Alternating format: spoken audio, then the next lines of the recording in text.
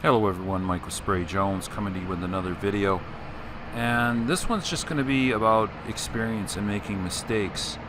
uh, you hear a lot of advice and a lot of information on this channel where we cover off spray foam insulation, half pound open cell foam, 2-pound closed cell, and you don't hear a lot of times of do's and don'ts, just a lot of education on the channel. But to do work means that you're going to be encountering errors and making mistakes. It's the people that don't learn from them or can't anticipate when they're going to get into something obvious. Now, sometimes you can encounter problems because of the order in which you're doing them, and sometimes things are just overlooked. But if you want to get really proficient in making your job go smoothly, whether you're the contractor doing the spray foam, or you're the homeowner or the building owner and you've hired these guys to come in, here's some things that we've learned sort of the hard way, and we've experienced this. Number one, you've seen in a lot of our videos where we're spraying walls, we've learned that taping stud faces is just the best way of keeping things clean.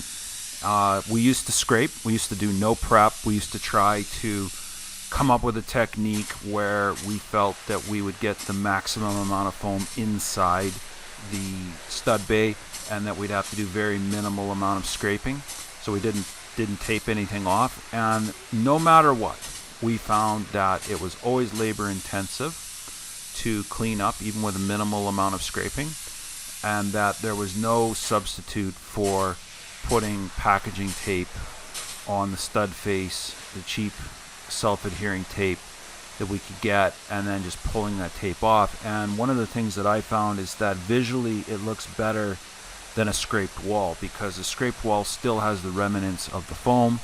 Visually, when people look at it from a distance, it can even look like it hasn't been cleaned up a little bit, whereas when you pull the tape off, the stud is virgin and unaffected, and instantly it's just a clean, crisp point of reference across a wall assembly, whether it's steel stud or whether it's wood, and you look at it and you go, all right, that's crisp, that's clean. So taping stud faces, I find, is the best way. Scraping is very labor intensive and hard to do right. The other thing is you've got all the scrapings to clean up, whereas with the tape, if you pull the tape off, a lot of times one long piece of tape comes, and then you can snap that down, put it in a garbage bag, or bundle it all up in one tube of poly from the floor. Out into the garbage it goes, and it's just a lot easier than containing chips and scrapings on the floor that have to be swept up, static charge. They're always clinging to something and not going where you want. Second thing that we've learned over the years, caulking. You've seen where we've put the blue caulking on and pressed it into the joints on wood frame construction. We had a situation where we learned by the hard way, like, do your caulking last. And the reason is that you're going to disrupt it otherwise. So we had a situation where we decided to put a laborer ahead of us doing polying, doing masking, and I said, well, you can go ahead and start caulking along the floor or caulking along at the top. You might as well, we're going to have to do it, so while you stay far ahead of us, you can do the caulking before we get there. Well, that was just a disaster, because the caulking is going to get overspray on it. How do you clean that off now?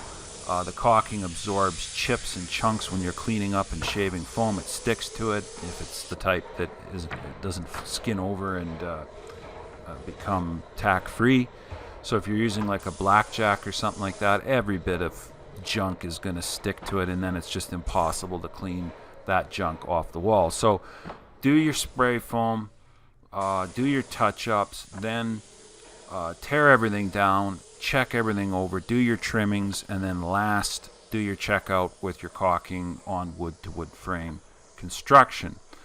Third point, spraying buildings of any kind without windows and doors in. Now you're like, okay, well, that's great, I don't get anything on the windows and the doors. Yeah, but there's wind in North America, and we're out on the prairies, and it blows here all the time. In fact, the only time it blows 20 kilometers an hour is when it's on its way to 50.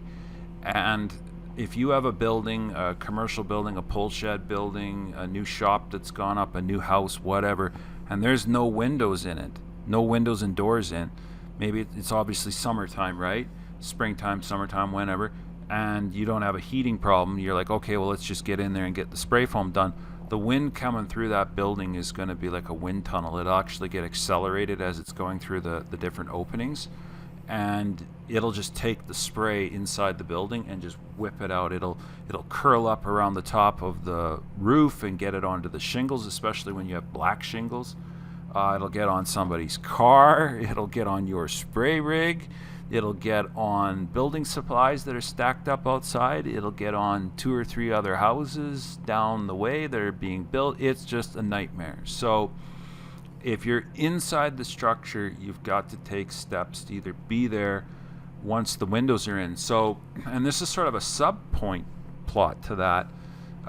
We were at a lake house being built, and the big windows, the big view windows, they hadn't arrived yet, and the builder was waiting for them, and they said, well, we got all of them in except these big ones, can you deal with it? And it was a real problem. It really was. And you can get duped into sometimes thinking, well, they got the big windows in, but none of the small ones are in, so we can just poly small windows, right?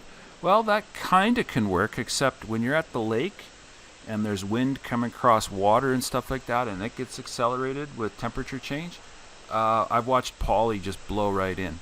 So you can go around, spend all this time polying off the windows in the rough openings, and then get a really good gust and blow all your masking down and your windows in, and then it's time consuming to go back and redo that. So get your windows in, your doors in. It's better off that the builder put a temporary enclosure in if he doesn't have the windows in than you trying to go around and poly them off and what have you. So that's another point. Moving along here, taking along extra product. You've really got to do an analysis of what you've got to have on board for the job, and have some extra. And you might say, oh, that's pretty self-evident, Mike. Like, I don't even think that would make the list. I ran a drum dry once or twice in my first year or two. Sometimes you get a kicking on yield, like you're spraying to cold concrete, or you're spraying to something that's got a lot of undulations to it, and you did the math, but the math is off, and you just don't want to wind up where you need a half a drum to finish something, or a quarter of a drum, and you don't have it. One time I drove out to a cabin being built out at the lake, just doing some joist stand jobs. I had finished one job early in the morning. This is when I was personally spraying. I had finished one job early in the morning, and then I was like, okay, I'm going to blast out to the lake this afternoon and get that other job done. It'll be perfect, and that'll be my day. And I got out there, and I didn't even think to check the status of how much foam I had in the drum. And I got about 3/4 of the way done the job, and that was it. I'd sucked the drum absolutely completely dry. So now I'm like rigging out of there, not done, explaining to the customer, oh, it's only 3 o'clock or 4 o'clock in the afternoon. I'm not done. I only got maybe 45 minutes left to finish this thing, but I'm out of foam. And I got to drive back into the city, go back to my shop, get another drum, put the full drum on, and then that's the day. I'm going to, I'll have to be out there tomorrow, so then, I'm having to spend more diesel fuel and time. So that becomes really, really costly. So it sounds silly, but make sure that you have got enough product on to do the job, plus a little bit more, plus extra. Last point that I would say, I could keep going on and on and on, telling stories, but time and setup of scaffolding. I have, occasionally people contact me and they're getting into spray foam or doing whatever, and they want to talk about square foot rates and prices, and I can't stress enough that square foot numbers are kind of meaningless, especially when you get into these people that are building houses with these big entranceways and these tall great rooms and stuff. And sort of break this into two spots. Like, nearly every house we see now has some sort of a great room where the main level has a ceiling that is on the second level. So it's a full 2 stories in a 2-story house. Well, setting up scaffolding into that area, especially with how the configuration is with the other walls, the scaffolding all has to be broken down into its purest form, wheels and H-frames and X-braces and platforms. So you've got to set up the scaffolding. Maybe it's 2 sets, maybe it's 3 sets. So usually it's 3 sets. It's 15 feet tall plus the wheels. It takes a lot of time. I mean, either a prep crew's coming in to do that, but most people don't have a prep crew. The spray crew's doing it. So the spray crew's got to come in. Well, they're not spraying. Well, one guy can't set up scaffolding on his own. Can't be done. You need 2 guys setting scaffolding up. So it just takes time. It's not nothing. So you can waste a morning very quickly, 4 hours of a day, just between setting up things, getting things masked, getting things ready in a grate room, and then just demobbing. Like, I had a job one time where I was asked to spray some recessed. They were going to blow the roof in, the attic in, with blow-in, but they had these very large, oversized